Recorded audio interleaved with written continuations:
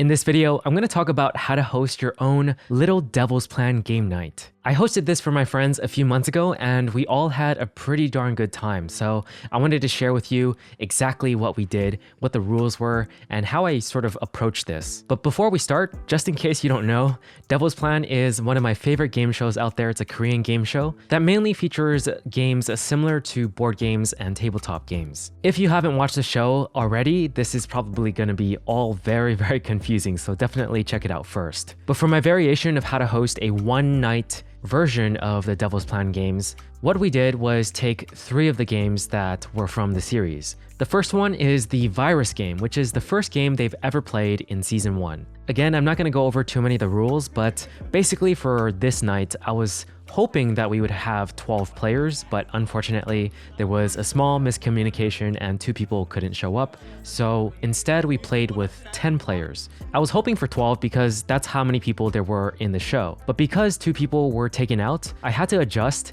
and what ended up happening was 1 normal citizen got removed and 1 fanatic got removed. There was only 1 fanatic, but I think in hindsight, there needs to be a fanatic. A fanatic is pretty important, so what should have been done instead is keeping the fanatic and removing an extra normal citizen.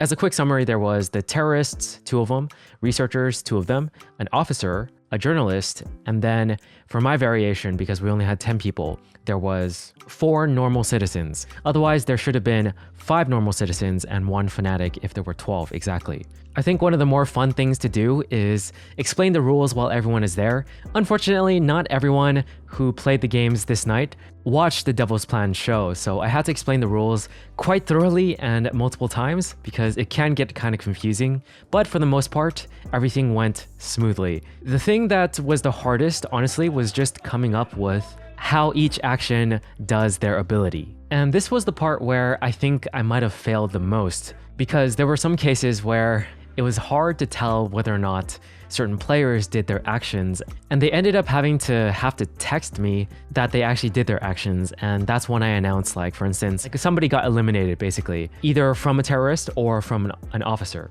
I actually do think the officer's task, or the way the officer did it, was probably the best way I had it done. Basically, I had dice all over the place, and for the officer to determine which player was knocked out per round, they needed to change the dice of the black and white ones to add up to the number of the player they wanted eliminated. So this was the most successful one because I had 3 piles of dice around the house. So they could basically go whenever they wanted to change the dice, and nobody noticed that they were the officer. So that seemed to be the best one. The other one was for the journalist. All I did was tell them to text me, so that was simple enough. And then for the researchers, I told them that they need to be seated while both pointing at someone for a long enough period of time. And for me, I'm the host, so I have to notice all of these things, and I think that was a weakness. Fortunately, one of my friends came later and he kind of got immediately put as a host, even though he wasn't expecting it. So I explained to him as many of the rules as possible, which was a mistake because I should have just told him to watch out for one thing. Luckily he did. He only watched out for the officer's role mainly. But if you have enough people, I think the optimal thing is to actually just have multiple hosts looking out for specific roles, like one host looking out for the officer, one host looking out for the researchers, another host looking out for the terrorists and their actions, for instance. And one other thing that I tried to emulate in Devil's Plan was free roaming, basically allowing anyone to go anywhere. And originally one of my thoughts was, why not have certain actions take place in certain locations? I think that might have been a better play, but I ended up not doing that. Like, for instance, maybe someone has to go to the kitchen for them to be researched or something like that, or a specific couch or a specific seat on the couch, stuff like that. And I'm jumping a little bit ahead of myself, so the way everything started off was after I explained the rules, I assigned the roles basically similar to how the Devil's Plan did it. People would come into a room and they would select a card. We used Avalon cards basically, and I just associated, certain Avalon roles with roles for this Mafia game instead, the Virus game. since they're quite similar, to be honest. But I think it was really fun to have everyone do that, because during that time was when I explained to them the rules, and also I would text them afterwards and send them to a different location in the house. So everyone was isolated in the beginning, so they wouldn't get to talk to anyone. So I told them, head out of this room and just head straight to the location and just don't say anything to anyone, and then read the instructions I have for you. So I needed a lot of preparation, basically. I needed to prepare the notes for each player and be ready to text them, what they need to know, and text them who the other person is. If, a researcher needs to know who the other researcher is, terrorist needs to know who the other terrorist is, and so on.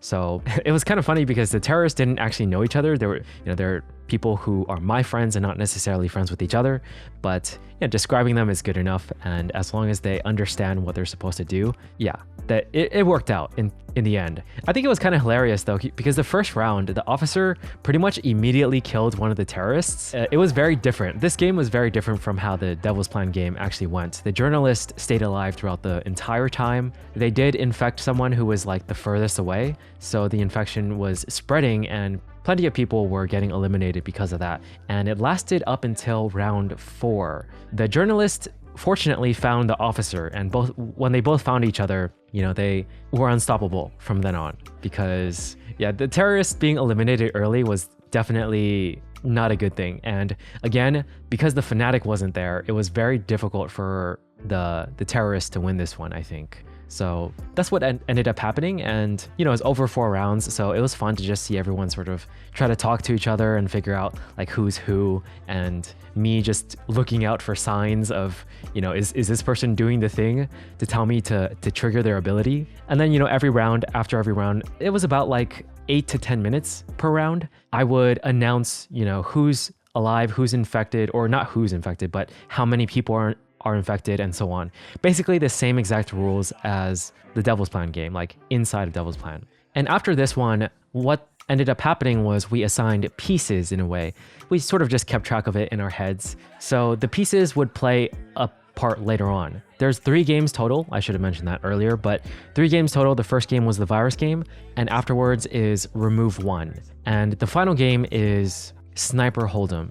But for Remove 1, it's a very, very simple game overall. What I ended up doing with the rules is, because we had less people, I had to adjust it a little bit. But instead of someone getting eliminated, what ended up happening was people would basically lose a piece depending on when they finished. So for instance, in Remove 1, the goal is to remove yourself, is to get yourself out of the game. So the first person to get out of the game loses no pieces. The second one loses none as well. The third loses 1. The fourth gains 1, because in Devil's Plan, for that game, Remove 1, if between 3 people, the game starts to change, and whoever wins that basically supposedly gets a piece. So I wanted to stick to those rules. The 5th place loser loses 2 pieces, and the 6th place loser loses 3. So for this one, because we added me and my other friend who was hosting, there was 6 people in total.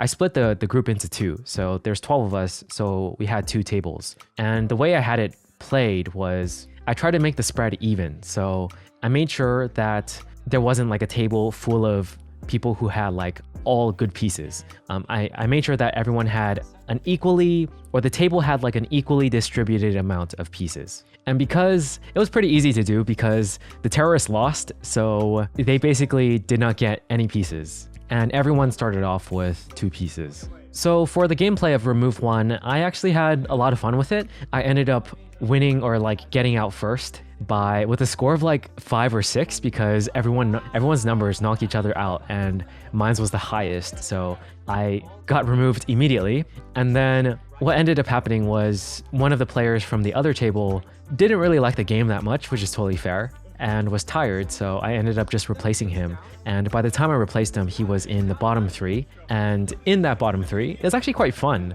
to play as the bottom 3, or the last 3. And then what ended up happening was I finished last place for that one. So it was interesting, like finishing absolute first and then finishing absolute last. But the game itself it's quite interesting and quite fun. Watching it definitely doesn't showcase the possibilities that are out there. I think it's a good one to try out. And then lastly, we have Sniper Hold'em, which is very, very similar to just regular Texas Hold'em, except they use only numbers from 1 to 10, which made it very easy. I found some cards that, I forgot what they are, but they're basically different types of cards that only have the number 1 to 10, and from there, we just used it. But I told everyone just don't pay attention to the colors, it's only the numbers that matter. It's also a little bit different because it's 2 cards face down for everyone and 4 community cards instead of 5.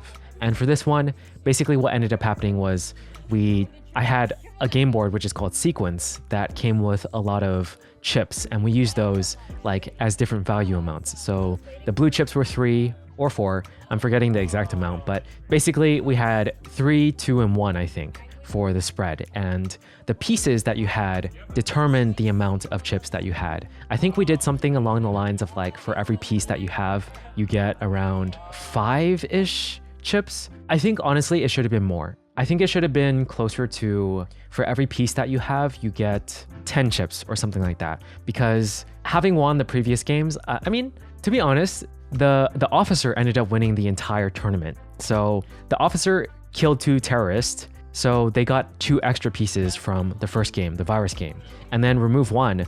Somehow the officer also made it out without losing much pieces or any pieces at all. I can't remember fully, but what ended up happening was the officer ended up winning. So that was kind of cool. I also think that the people who were the terrorists got eliminated earlier because, so the pieces did affect, the performance in the final game, Sniper Hold'em, because the amount of chips that you start with definitely matters. So that's why I chose to have this system throughout the entire thing of gaining pieces as well as losing pieces for the final game of Sniper Hold'em.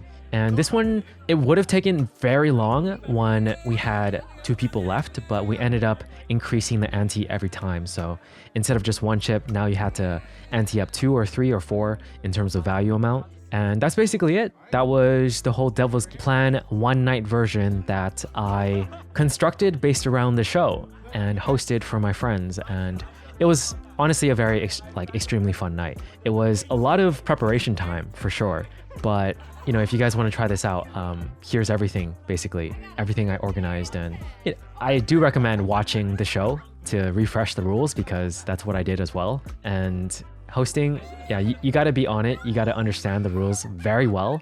And yeah, I mean, the last thing I forgot to mention, for Sniper Hold'em, we also split into 2 groups. So there was like a high piece group and a low piece group. So the high pieces group would play with each other while the low pieces group played with each other. So technically we had 2 winners, and the low piece group was also from the good side for the virus game. And if we had enough time, I think doing like a 1v1 game at the very end to get 1 winner would have been cool. But I think all of this lasted about 3 to 4 hours with a small pizza break in between.